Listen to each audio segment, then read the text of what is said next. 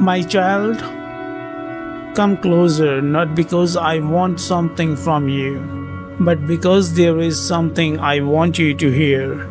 You have spent so much time asking me questions.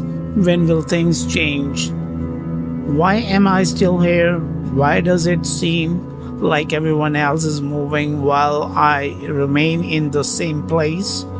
You ask quietly, sometimes with words, sometimes with tears, sometimes with silence, and I have heard every one of them.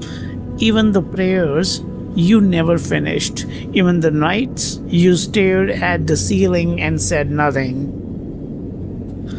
even the moments you smiled in front of everyone, while your heart quietly asked, God, did you forget me, my child? I did not forget. I do not lose people. I do not abandon what I create. But there is something you must understand. Waiting is not always empty. You think waiting means nothing is happening. But look at the earth. Before a tree appears, roots are growing where no one can see. Before sunrise, the world stays dark for hours. Before a river becomes strong, it begins as a quiet stream. You judge your life by what is visible.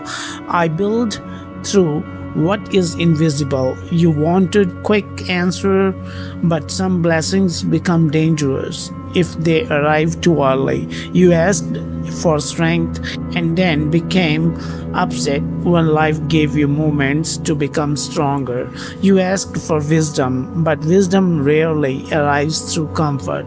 You asked for a different future, yet every different future requires a different version of you. So tell me, if I gave you everything immediately, would you recognize its value? Would you protect it? Would you become who you are capable of becoming, my child? You call this season delay, but what if this season is training? What if the place you want to escape is the place teaching you things success never could? Right now, you see closed doors. I see closed doors keeping you safe. You see missed chances.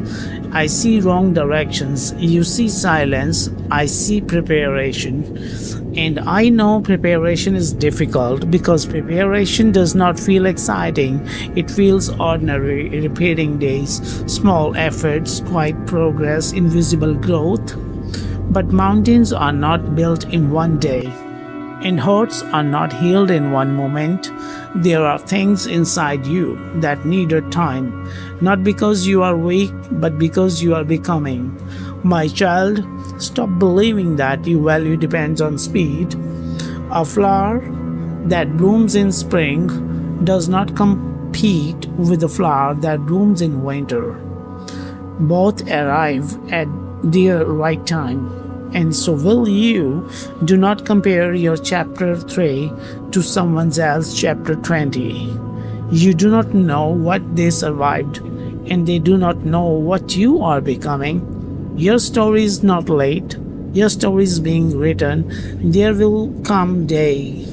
Maybe not tomorrow, maybe not next week, but one day you will stand somewhere you once prayed for, and suddenly all the waiting, all the confusion, all the nights you thought nothing was changing will make sense. You will remember these days, and instead of asking, why did this happen, you will quietly smile and say, now I understand. So tonight, rest, not because every problem disappeared, but because your future is not built in panic. Put down the pressure. Stop carrying tomorrow before it arrives. You do not need to know every step. You only need enough courage for the next one. And if today all you did was survive, that still counts. If today all you did was continue, that still matter.